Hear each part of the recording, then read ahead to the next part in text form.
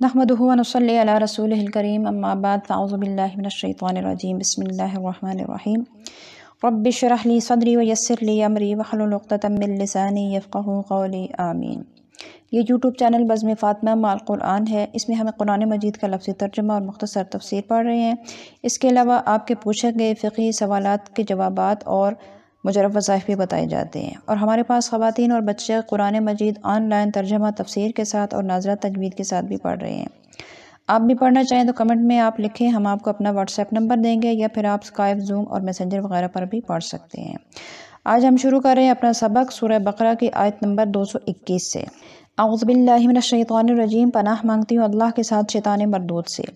بسم اللہ الرحمن الرحیم، اللہ کے نام کے ساتھ شروع جو بڑا ہی مہربان ہمیشہ ہی رحم فرمانے والا ہے۔ وَلَا تَنكِحُوا، اور نہ نکاح کرو، مشرکات مشرک عورتوں سے، حتیٰ یہاں تک کہ یؤمننا وہ ایمان لے آئیں، وَلَأَمَةٌ اور یقیناً لونڈی، مؤمنۃ مومنہ مسلمان، خیرٌ وہ زیادہ بہتر ہے، من مشرکۃ مشرک عورت سے، ولو اور اگرچہ اعجبتکم وہ مشرک عورت تمہیں پسند ہی کیوں نہ ہو۔ وَلَا تُنكِحُوا اور نہ نکاح کر کے دیا کرو اپنی عورتوں کا، مشرکین مشرک مردوں سے، حتیٰ یہاں تک کہ وہ یؤمنوا ایمان لے آئیں۔ وَلَعَبْدٌ اور یقیناً غلام، مؤمن جو مومن ہو، خیرٌ وہ بہتر ہے، من مشرکن مشرک مرد سے، ولو اور اگرچہ اعجبکم وہ مشرک تمہیں پسند ہی کیوں نہ ہو۔ اولئک وہ لوگ، یدعون بلاتے ہیں، الی النار آگ کی طرف یعنی دوزخ کی طرف، واللہ اور اللہ تعالیٰ یدعو بلاتا ہے، الی الجنت جنت کی طرف، والمغفرت اور مغفرت کی طرف، بإذنہ اپنی توفیق سے، ویبین اور وہ بیان فرماتا ہے، آیاتہ اپنے احکام، للناس لوگوں کے لیے، لعلہم تاکہ وہ یتذکرون نصیحت حاصل کریں۔ یعنی اسلام کے ابتدائی دور میں مسلمان کفار سے رشتہ لیا بھی کرتے تھے اور ان کو دیا بھی کرتے تھے، لیکن اب انہیں اس بات سے روک دیا گیا ہے اور انہیں بتا دیا گیا کہ مانا کہ کوئی مشرک عورت اپنے مال و دولت، حسن و جمال اور اپنے فضل و کمال میں بڑھی ہوئی کیوں نہ ہو، لیکن اس کے شرک کے عیب نے اس کے تمام حسن و کمال کو بدنما بنا کر رکھ دیا ہے، اور مومنہ پر ایمان کے نور کا جو حالہ ہے اس نے اس کی دوسری تمام خامیوں کی کسر نکال دی ہے، اور یہی فرق مومن مرد اور مشرک مرد کا ہے۔ اس کی ایک وجہ یہ بھی ہے کہ جب میاں اور بیوی کے عقائد بالکل متضاد ہوں گے، ایک اللہ وحدہ لا شریک کا بندہ اور دوسرا ہزاروں بتوں کا پرستار ہوگا، تو ان کی آپس میں کیسے نبھ سکے گی؟ لا محالہ آج نہیں تو کل یہ کشتی کسی چٹان سے ٹکرائے گی اور پاش پاش ہو جائے گی۔ اس کے علاوہ دو قومیں جو ایک دوسرے سے برسر پیکار ہیں، ان کی افراد کو ایک دوسرے پر اعتبار کب ہو سکتا ہے؟ اور وہ شادی جہاں باہمی اعتماد نہ ہو، جذبات اور امنگیں ایک دوسرے سے بالکل متضاد ہوں، وہ زیادہ دیر پا نہیں ہو سکتی۔ اس لیے تم جذبات کی روح میں بہہ نہ جاؤ اور اپنے مستقبل کو برباد نہ کرو۔ اس کے علاوہ اہل کتاب کی عورتوں کے ساتھ شادی کرنے کا حکم وہ اپنے جگہ پر آئے گا، اس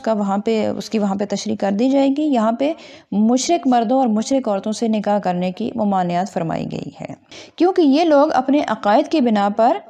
تمہیں جہنم کی طرف بلاتے ہیں، اور اللہ تعالیٰ تمہیں جنت اور اپنی مغفرت کی طرف بلاتا ہے، اور وہ اپنے احکام کھول کھول کے بیان کرتا ہے تاکہ لوگ نصیحت حاصل کریں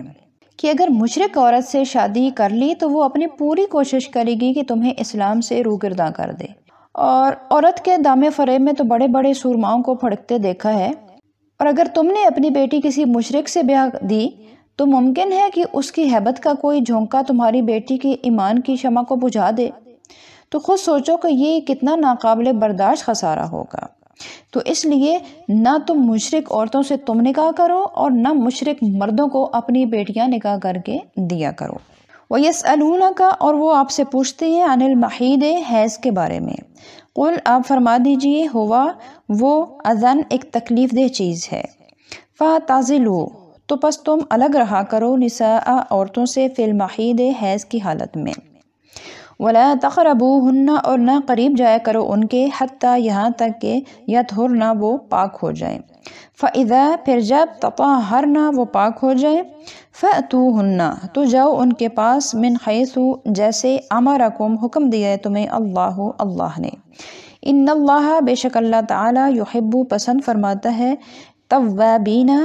بہت توبہ کرنے والوں کو، ویحب اور پسند فرماتا ہے متطہرین صاف ستھرے اور پاک رہنے والے لوگوں کو۔ اس آیت میں بتایا گیا کہ جو یہودی تھے وہ ایام حیض میں عورت سے بالکل قطع تعلق کر لیا کرتے تھے، ایک ساتھ اٹھنا بیٹھنا تو دور کی بات، اس کے ساتھ کھانا پینا بھی بند کر دیتے، بلکہ اس کے ہاتھ کا پکا ہوا کھانا بھی ناپاک تصور کرتے تھے۔ اور مشرکین عرب کا رویہ بھی کچھ تقریباً ایسا ہی تھا، لیکن ان کے برعکس نصارہ جو تھے وہ ان دنوں میں کسی قسم کی پرہیز نہیں کرتے تھے، یہاں تک کہ وہ ہم بستری سے بھی باز نہیں آتے تھے۔ تو حضور نبی کریم صلی اللہ علیہ وسلم سے اس بارے میں پوچھا گیا تو اس وقت یہ آیت نازل ہوئی کہ جس میں نہ افراط ہے نہ تفریط، بلکہ اسلام کی روایتی میانہ روی اور اعتدال اس میں جلوہ فرما ہے۔ صحبت سے منع کر دیا کیونکہ مرد عورت دونوں کا فائدہ اسی میں ہے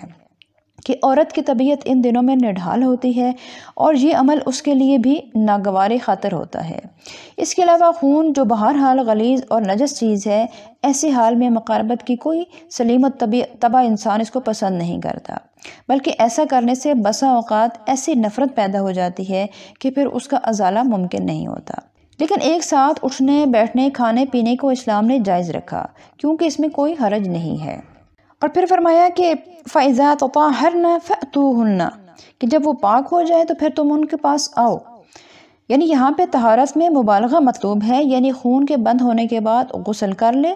یا ایک نماز کا وقت گزر جائے یا خون 10 دن گزرنے پر بند ہو تو پھر مقاربت کی اجازت ہے۔ یہ قید اس لیے بڑھائی گئی ہے تاکہ خون بند ہونے کا پورا یقین ہو جائے، کیونکہ پاکیزگی اور طہارت اللہ کو بھی پسند ہے اور بندوں کو بھی پاکیزگی اور طہارت کا بہت خیال کرنا چاہیے۔ نساؤکم تمہاری بیویاں خرسون کھیتی ہیں، لکم تمہاری، فأتو تو تم آؤ، خرسکم اپنے کھیت میں، انا جس طرح سے شئتم چاہو تم، وقدمو اور اس سے پہلے کوئی بھلائی کا کام کر لو، لانفسکم اپنی جانوں کے لیے، واتقوا اللہ اور ڈرتے رہو اللہ سے، وعلموا اور جان رکھو کہ انکم بے شک تم نے ملاقوہ اسی سے جا کے ملنا ہے، وبشر المؤمنین اور خوشخبری سنا دیجیے اے پیغمبر صلی اللہ علیہ وسلم مؤمنین مومنوں کو۔ نساؤکم خرس لکم یعنی کہ فطرتاً اللہ نے عورت کو مردوں کے لیے سیرگاہیں نہیں بنایا، بلکہ ان دونوں کے درمیان کھیت اور کسان جیسا تعلق ہے۔ ایک نازک ترین حقیقت کو کیسے احسن پیرائے میں بیان فرمایا گیا ہے کہ جبین حیا پر شکن بھی نہیں پڑتی اور مقصد بھی کھل کر سامنے آ جاتا ہے، بلکہ اگر غور کیا جائے تو اسلامی ازواج کا سارا فلسفہ سمیٹ کر ان 2 لفظوں میں رکھ دیا گیا ہے۔ شادی کا مقصد صرف لذت طلبی نہیں بلکہ حصول اولاد ہے، اس لیے اپنے لیے بیوی ایسی منتخب کرو جو نیک اور پاک باز ہو، کیونکہ اگر ردی زمین میں تم تخم ریزی کرو گے تو اچھی کھیتی کی توقع عبث ہے۔ اس کے علاوہ جس طرح کسان کی ظاہری خوشحالی بلکہ بقا کا انحصار اس کی کھیت کی حفاظت، نگہداشت اور خدمت پر ہے، اس کے لیے دلی وابستگی بھی ضروری ہے۔ اسی طرح تمہارا تعلق اپنی رفیقہ حیات سے دلی وابستگی کا ہونا چاہیے، غرضے کہ آپ جتنا غور کرتے جائیں گے شادی کے مقاصد اور فرائض نکھر نکھر کر سامنے آتے جائیں گے۔ پھر فرمایا کہ فاتو حرثکم انا شئتکم کہ تم اپنے کھیت میں جس طرح چاہو آؤ، یعنی جس طرح تم اپنے کھیت میں بلا روک ٹوک جیسے جا سکتے ہو ایسے ہی تم اپنی بیوی کے پاس بلا روک ٹوک جا سکتے ہو، لیکن وقدموا لانفسکم یہ بڑا جامع فکرہ ہے اور بڑے وسیع مفہوم پر دلالت کرتا ہے، یعنی ان لذتوں میں ہی کھو کر نہ رہ جاؤ بلکہ اپنی آنے والی زندگی کے لیے نیک اعمال کا توشہ جمع کرتے رہو۔ اس کے علاوہ شادی سے اولاد طلب کرو تاکہ اس کی وجہ سے تمہارا نام باقی رہے اور ان کے اعمال صالحہ سے تمہارے مر جانے کے بعد بھی تمہارے اعمال نامہ میں نیکیوں کا اضافہ ہوتا رہے۔ اگر تم لذت طلبی میں ہی عمر برباد کر کے دنیا سے چل دیے تو تمہارا تو نام تک مٹ جائے گا، اور اگر اولاد ہوئی اور اس کی تم نے صحیح تربیت نہ کی اور ان کے اخلاق اور سیرت کو اسلامی سانچے میں نہ ڈھالا وہ جاہل، بد عمل، بدکار بن گئے تو تمہیں یاد تو کیا جائے گا، لیکن ایسی برائی کے ساتھ کہ اس سے تمہیں نہ یاد کرنا زیادہ بہتر تھا۔ اور اگر نیک اولاد کی خواہش ہے تو پہلے ایسی نیک بیوی تلاش کرو جو نیک اور سعادت مند بچوں کی ماں بن سکے۔